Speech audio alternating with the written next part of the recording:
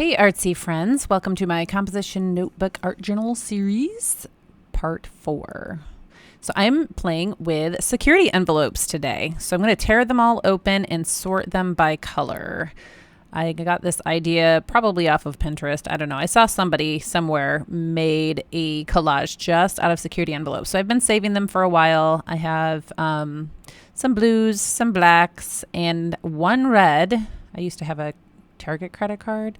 I don't anymore, but I have one red security envelope. So that kind of gave me an idea to do like a sunset. So I am going to flip to a few pages where I don't have any writing already. I'm repurposing an old notebook that I had started to do some writing in and changed my mind. So I am turning it into an art journal. So I'm going to do kind of a sunset on the waves, sunset on an ocean. So I'm going to start by just cutting out different waves and then we'll just layer them together. I'm going to go every other one black and blue.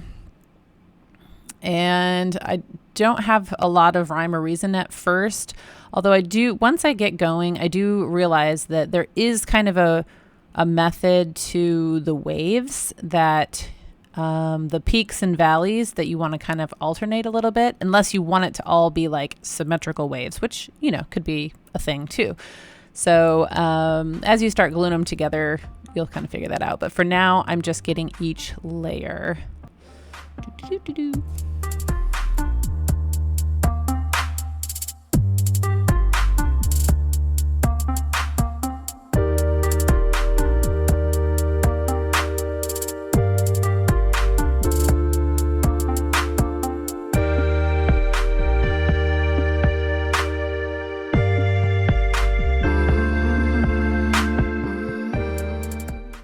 Okay, so I only have this one red envelope, so better not mess it up.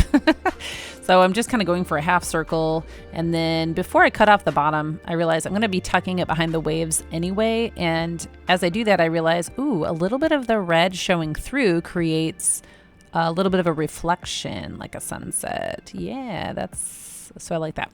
And then I wanted to put a little bit of clouds in the sky. So trying to stay true to my envelope only collage, I'm just using the front parts for solid white clouds.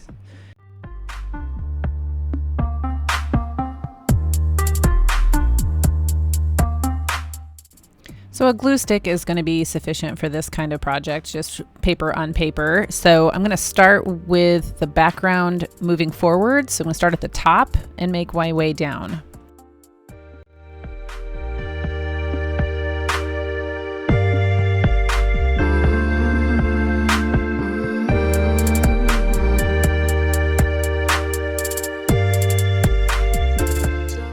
So I'm going to go ahead and get my mistake right out of the way from the beginning. So I cut the wave to line up with the gutter, and then I realized I had this little white margin on the other side, but I will figure it out. In the meantime, what's up with my hair in the frame? I don't know. It's like a giant blonde daddy long leg. So I'm going to try to just piece it together so that the wave looks continuous over the 2 pages. And I don't know, I end up trying kind of both ways, either cutting it and matching it up to the gutter or, there's my head again. Makes me really examine the top of my head. I never get that view in the mirror. I've got some silver hair and some blonde hair and some all kinds of different hairs. Anyway, so I'm piecing it together, and this time I decided to just glue it over and let it overlap. But I learned my lesson the first time, and I'm going to trim off the edges before I start. So I'm not too worried about the bottom as I go down, because I know that I'm going to cover it up with the next layer. And I am going to insert some more reflection into the waves.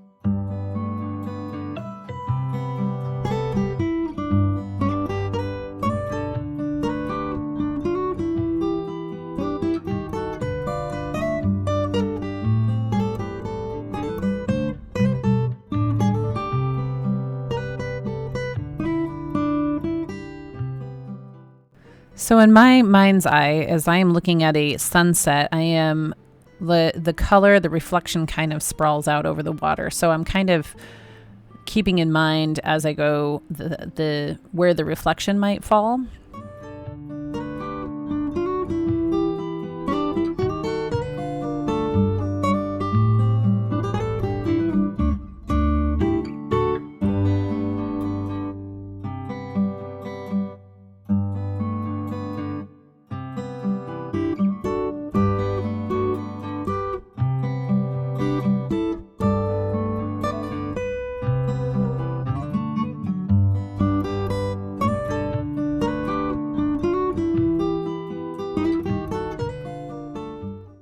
So I realized this envelope was too narrow to spread across the whole page. So I thought about piecing it together, but I'm just going to save it for last. And so I switched my order and got another blue wave out.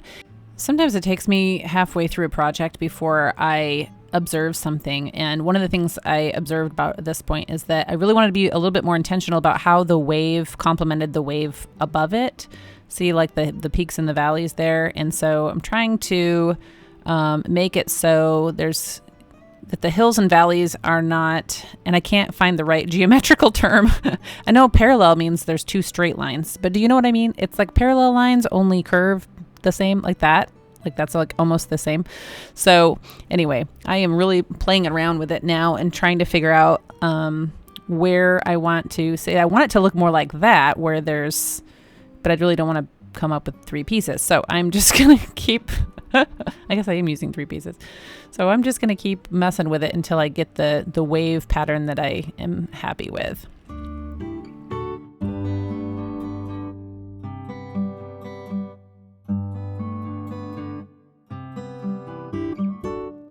So I realize at this point that part of the envelope actually does stretch wider, and I'm going to use that opportunity to actually sketch the wave that I want from the beginning. So now I know right where my little peaks and valleys go, and I'm just tucking in a little bit more reflection. I love how it's turning out. I love the little reflection in there.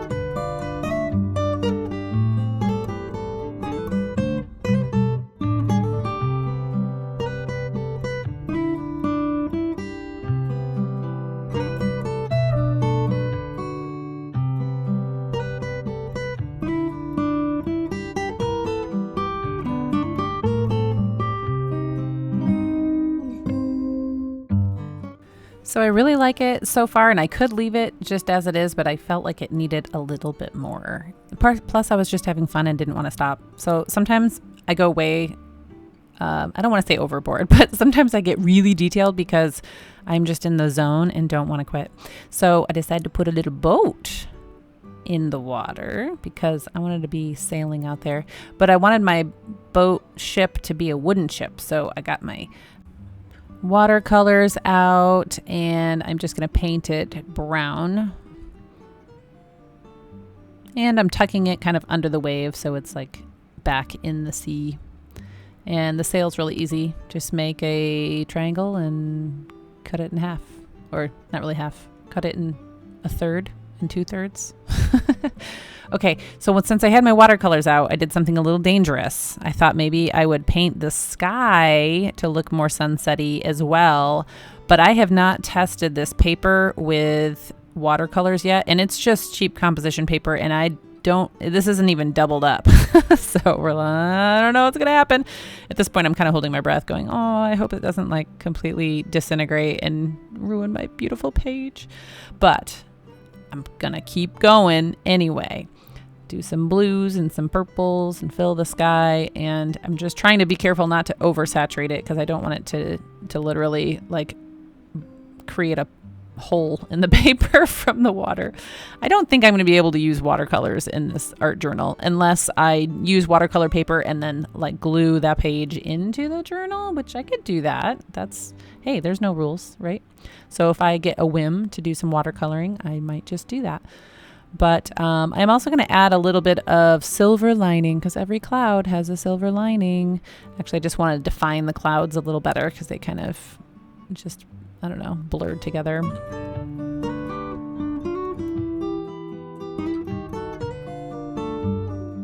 Okay, I'm getting risky again here. I want a little flock of seagulls or birds flying behind me.